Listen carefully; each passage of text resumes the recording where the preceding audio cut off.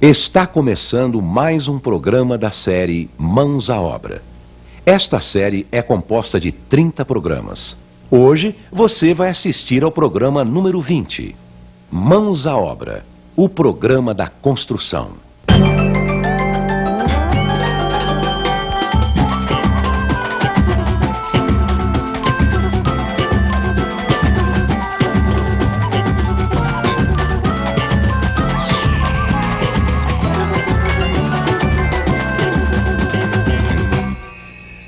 No programa anterior, vimos os vários tipos de escadas.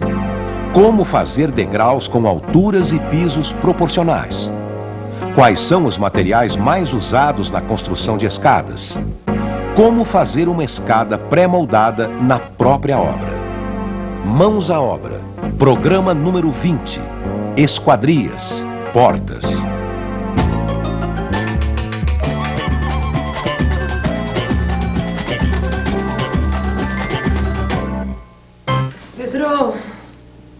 Ô Pedro, Pedro, abre pra mim, por favor.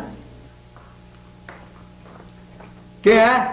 Como quem é, Pedro? Olha eu aqui. Abre aqui essa porta. Não posso, a mulher não tá em casa, é sujeira. Ô Pedro, abre essa porta, que a hora que eu entrar, você vai ver só, hein? Que coisa, eu tô morta de cansaço, com esse pacote, com esse sol a pino, ainda esqueci a chave na casa da minha mãe. Ô, meu amor, não reclama do sol, vai. Sol é luz, é vida, é calor. Ai, Pedro, mas tudo que é demais prejudica, né? Tem que ser tudo na medida certa. É verdade, viu? As aberturas aqui em casa, por exemplo, a gente fez na medida certa, pra aproveitar a luz, a ventilação, o calor. E essa história aí começou com aquele papo do seu Freitas de homem das cavernas. É verdade, foi muito engraçado. Toda casa, toda construção tem pelo menos uma abertura. Desde o homem das cavernas, não é? Ele tinha pelo menos de entrar e sair puxando a moça pelos cabelos, certo? Certo nada, seu Freitas. Que história é essa? Hoje em dia as coisas mudaram muito, viu? Ah, é. Ele ficou menos selvagem, mais criativo. Inventou uma variedade imensa de aberturas para as construções.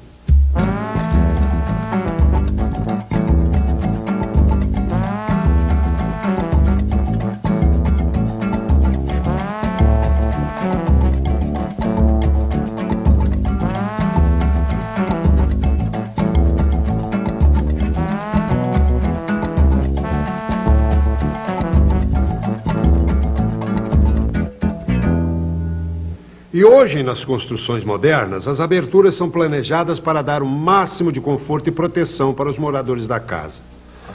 Principalmente para aproveitar o sol, né, seu Freitas? Sol é luz, é calor, poxa. O sol elimina germes, bactérias, né, meu amor? Sol é saúde, pô. Certo. Por isso, é super importante pensar na quantidade de horas que o sol entra em casa. Ah, já pensou dormir num quarto frio e úmido todo dia? Imagina, e quando fica chovendo? Bolora tudo. Comida, roupa, móveis. Por essa razão é que é preciso observar o caminho do sol para fazer o projeto da casa. Aqui no Brasil, ele faz um caminho levemente inclinado para o norte. E quanto mais para o sul do país, maior a inclinação.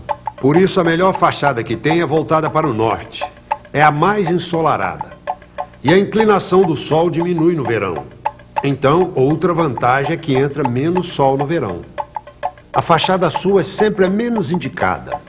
Na época de chuvas é a que tem mais problemas de umidade e bolor. E no norte do Brasil? Se a inclinação do sol é pequena, a fachada norte pega pouco sol. Pode-se fazer a fachada para leste, pegando o sol da manhã. Ou para oeste, tomando o sol da tarde. O sol da manhã é melhor, o da tarde é muito quente. Dependendo da região, pode também colocar a fachada em outras direções, mas sempre pensando no caminho do sol para conseguir uma boa insolação. Porque se não entra sol em casa não tem jeito. Agora, se entra muito sol, aí dá para fazer muita coisa. Ah, dá. Eu posso até fazer uma cortina combinando com o sofá. Mas olha, dona Leila, atenção. Depois que o sol atravessa o vidro, a cortina ou a persiana já não conseguem controlar bem a insolação, principalmente o calor. O melhor é barrar o sol antes que ele atinja a janela e a porta, com qualquer tipo de quebra-sol. O quebra-sol mais simples é o beiral, que protege janelas, portas e também as paredes contra o sol e a chuva. Sobre as aberturas, também pode-se fazer um quebra-sol de alvenaria concreto, colocando a porta ou a janela o mais fundo possível. Assim a parede ajuda a proteger ainda mais. Outra solução é colocar só uma cobertura de proteção. Se a casa já está pronta, uma solução para conter o excesso de sol é o toldo. Custa mais que a cortina, mas o resultado é muito melhor. Pode deixar, seu Freitas, que lá em casa nós vamos fazer tudo menos selvagem e mais criativo possível. Mesmo porque ninguém vai carregar você pra dentro de casa pelos cabelos, né, meu amor? Só carinho, pô. Acho bom. É, a nossa casa pega um bom sol o ano todo, né? E a temperatura tá sempre agradável. É super legal trabalhar na sala, que é bem iluminada. Aqui na cozinha também, ventila bastante. Ah, aliás, a gente aprendeu muito com o projeto dessa casa, hein, Pedro? Opa! E principalmente a usar a natureza a nosso favor, né? Num país como o nosso, cheio de sol, de luas. E tem gente que coloca a janela pequena. Pô, parece que mora no Polo Norte. Nem ventila direito. E isso é muito importante para quem vai construir. Para ter um ambiente bem iluminado, o ideal seria ter uma abertura de 1/6 da área do ambiente. Se você tem um quarto de 3 metros por 4, você tem uma área total de 12 metros quadrados. Então você tem que colocar uma janela de 2 metros quadrados, que é equivalente a 1/6 da área total do quarto. O ideal é comprar a maior janela possível. Existem janelas com elementos fixos. E se esses elementos forem como uma veneziana, que não deixa passar a luz, a superfície de iluminação fica bem menor do que você imaginou. Ai, não pense que você vai comprar uma janela pequenininha, baratinha para economizar não, viu? Porque depois você vai ver o que é que você vai gastar de energia elétrica pro resto da vida. É. E para melhorar ainda mais a iluminação, você pode pintar as paredes e o peitoril da janela com cores claras, porque aí reflete a luz do dia e a sua casa fica mais iluminada. De graça. É, se você quiser regular a iluminação, é só colocar cortinas nas janelas. E no caso dos quartos, venezianas. Que o ambiente fica confortável. Agora outra coisa importante, meu amor. Na época do projeto, o seu Freitas deixou bem claro a importância das aberturas para a ventilação da casa. Tá lembrada, né? Claro, como se fosse hoje. A ventilação é muito importante para o conforto de vocês, para controlar a temperatura dentro de casa, principalmente na sala e nos quartos. Aqui no Brasil, geralmente é muito quente. Às vezes é até conveniente criar uma ventilação cruzada, com 2 aberturas em paredes opostas para formar mesmo uma corrente de ar e ventilar o ambiente.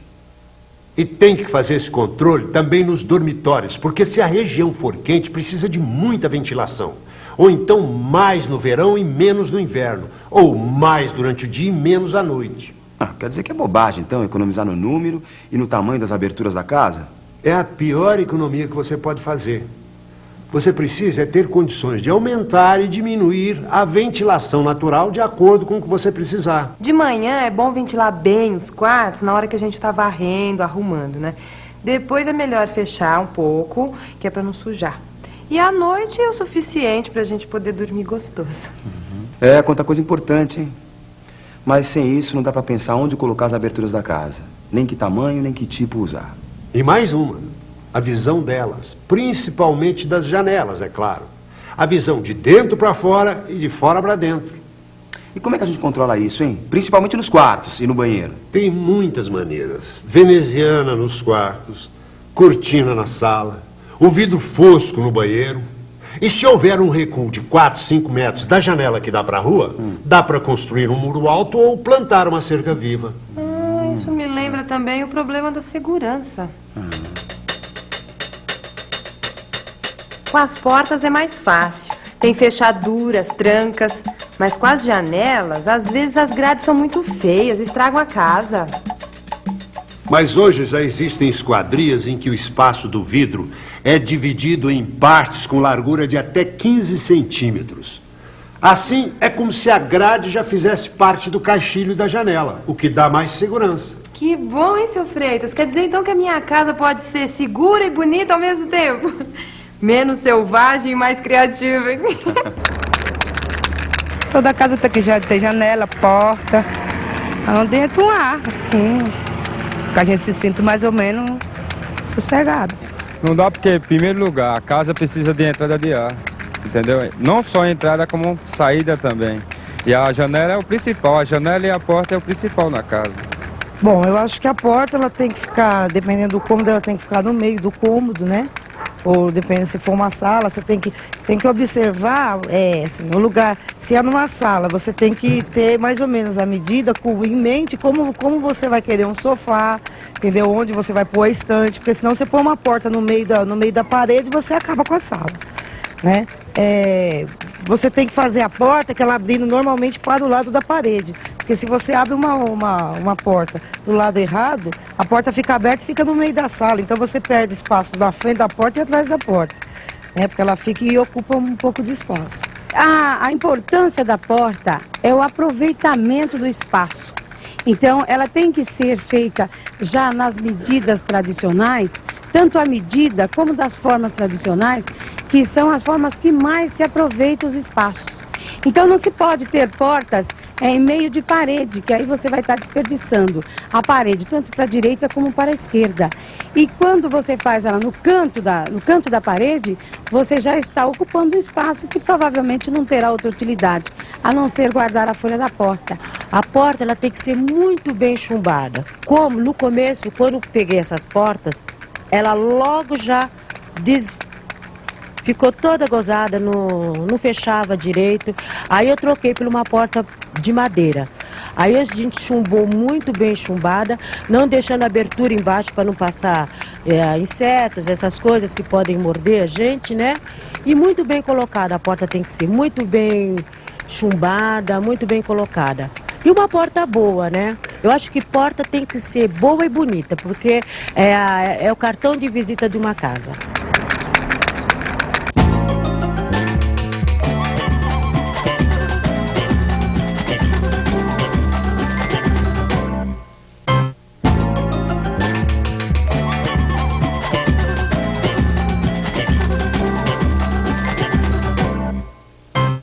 Tem que ser forte, segura e de um bom tamanho, que é pra gente não ter problema na hora de passar os móveis, né? Mas não é só isso, Pedro. A porta tem que ser bonita também. Principalmente a porta da frente.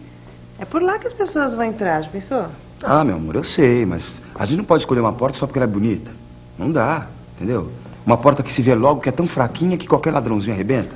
Pedro, mas não é isso que eu tô dizendo. Calma, calma. Os dois têm razão. Por isso que eu acho que antes de finalizar o projeto, vocês têm de conhecer os vários tipos de portas e depois escolher. O senhor tem toda a razão, viu, seu Freitas? Vocês sabem, a porta tem uma parte fixada na parede chamada batente, onde a folha da porta é presa com dobradiças. Existem as portas de correr com trilho inferior e superior, mas para começar, o mais importante é conhecer as portas pelos materiais de que são feitas. E o senhor tem todos os tipos aqui, seu Freitas? Tenho. Tanto as de madeira quanto as de metal.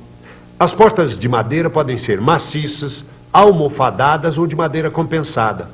As maciças são feitas de peças de madeira de 10 centímetros de largura e 4 centímetros de espessura, encaixadas uma na outra, unidas por uma peça transversal chamada espiga. Em alguns lugares são chamadas de portas mexicanas, ou macho e fêmea. São muito resistentes e duráveis, de grande qualidade. As almofadadas são feitas com peças de madeira trabalhada, as almofadas, presas em um requadro de madeira maciça. Mas essas daí são mais caras, né, seu Freitas? Sem dúvida. O preço pode ser bem alto, dependendo da qualidade das almofadas e da madeira utilizada. São as portas de entrada preferidas da maioria das pessoas. As portas de madeira mais em conta são as compensadas. São portas feitas com um requadro de madeira maciça com 2 placas de madeira compensada.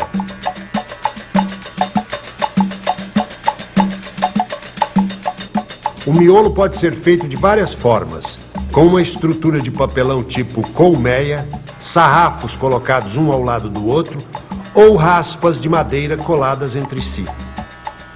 Essas portas podem ser de grande qualidade, principalmente quando são fabricadas com compensado naval, que é feito com cola à prova d'água. Porta de madeira, se não for de boa qualidade, estraga logo. Quando comprar qualquer peça de madeira, precisa prestar muita atenção com defeitos como empenamentos, descolamentos, rachaduras e principalmente verificar se não tem cupim. Ah, pode deixar, seu Freitas, pode deixar que eu olho mesmo. O senhor sabe, né? Eu não deixo escapar nada. Ah, a gente logo se interessou pelas portas de alumínio, não foi, meu amor? Sempre me disseram que elas são mais seguras e resistentes. Lembra quando a gente conseguiu uns endereços de umas fábricas que a gente foi visitar? Aí a gente viu que as portas metálicas são feitas com cantoneiras, onde se encaixam os vidros. Elas também podem ser feitas em 2 folhas de correr, para vidro e venezianas. E tem as de veneziana fixa, para ventilação permanente. Todos esses tipos podem ser de alumínio ou de ferro. E as de alumínio tem uma vantagem, meu amor. Elas não sofrem corrosão como as de aço. Entende? Você não precisa nem pintar. E além de alumínio natural, elas podem ser feitas em alumínio anodizado, fosco, brilhante, cor de bronze ou preto. E as portas também são vendidas em várias cores. E as portas são fornecidas em várias dimensões. Lembra que o seu Freitas deu um catálogo pra gente que tinha uma tabela? Nós podemos escolher a porta pela largura útil, quer dizer, o espaço livre que ela deixa para passar. E a tabela mostra para cada largura útil a largura da folha da porta, o vão e a altura que ela vai ocupar depois de colocada na parede. Senão, a gente podia ter colocado umas portas que não passava nem a mudança. Principalmente a porta da entrada. Gente, eu já vi porta por aí que não passa nem a geladeira. E a gente caprichou na porta principal, não foi, meu amor? É o cartão de visitas, né? Por onde entram os amigos, os convidados. Essa porta pode ser de madeira, ferro ou alumínio, mas tem que ter 92 centímetros. E tem que ter alguma coisa que dê pra gente ver quem é que está batendo. Senão como é que eu ia deixar você entrar, né? Você vai ver quem vai te bater daqui a pouquinho, viu? Aqui em casa a gente fez tudo certinho. A porta da cozinha também é larga, tem 92 centímetros. Agora, da cozinha pra sala pode ser um pouco menor. A nossa tem 82 centímetros.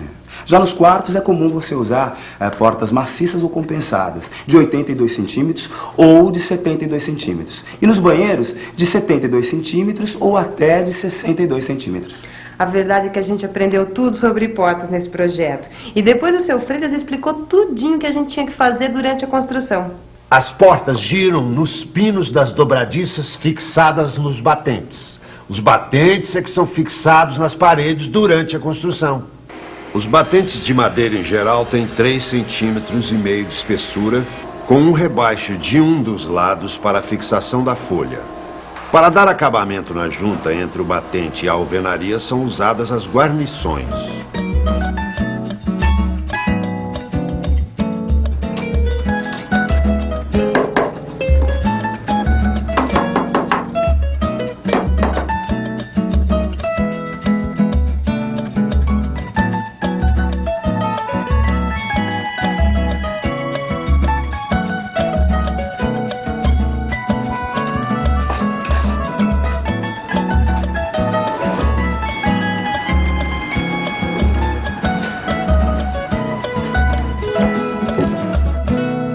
E os de metal funcionam do mesmo jeito, né? Só muda o material. Os batentes de metal são feitos com chapa dobrada de aço ou de perfis de alumínio.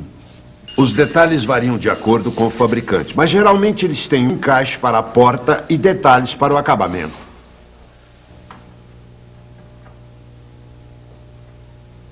Ô, seu Freitas, e para colocar os batentes, como é que a gente faz a preparação lá na obra? Antigamente se colocava o batente no início com os pregões e ia subindo as paredes, de modo que os pregos funcionavam como elementos de fixação. Mas hoje em dia ninguém mais faz assim, né, seu Freitas? Não. Hoje o costume é deixar o vão na parede e fixar os batentes com buchas e parafusos. E tem gente que prefere colocar os batentes o mais tarde possível. Aí é preciso colocar contramarcos na alvenaria. Contramarcos? São peças de alumínio, madeira ou concreto fixadas na parede para garantir as medidas do vão. E o batente é colocado sobre o contramarco. Na casa de vocês não será usado o contramarco, porque o mais indicado hoje em dia é a colocação do batente direto na alvenaria. Ou deixar o vão bem acabado para fixar a esquadria com bucha e parafuso. Usando os blocos de 10, É só deixar um vão com 1,5 centímetro a mais do que o batente de cada lado. Nesse espaço, depois será aplicada a argamassa de revestimento.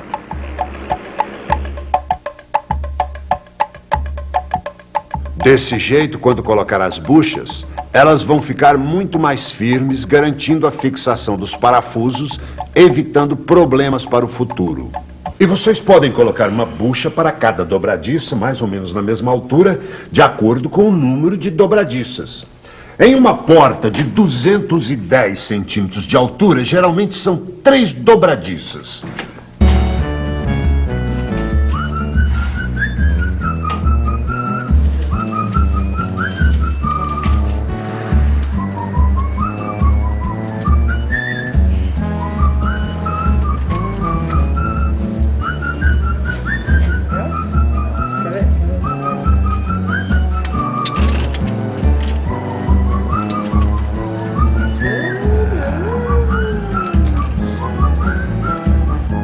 Pedrão, lembra que você falou que nunca mais ia sair de casa? Ah, meu amor, brincadeirinha, né? É? É, lógico. Então vai na padaria comprar pãozinho pra tomar café? Opa, é pra já. E ó, eu vou levar minha chave, porque assim você não precisa parar o que você tá fazendo pra abrir a porta pra mim, tá bom?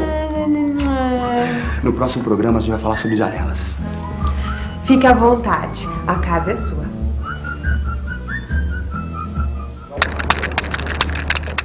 A janela é um dos objetos mais importantes, um dos objetos importantes dentro de uma casa. Como eu fiz uma cozinha agora, então eu pensei delicadamente aonde colocar essa janela, para ter bastante raio solar, né? Bastante sol. Então eu fiquei muito satisfeita aonde eu coloquei, porque fica bem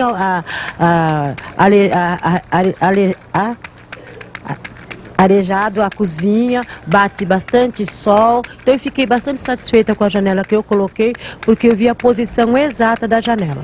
E ela tem que ser colocada de uma forma que também fique bonita na casa, né?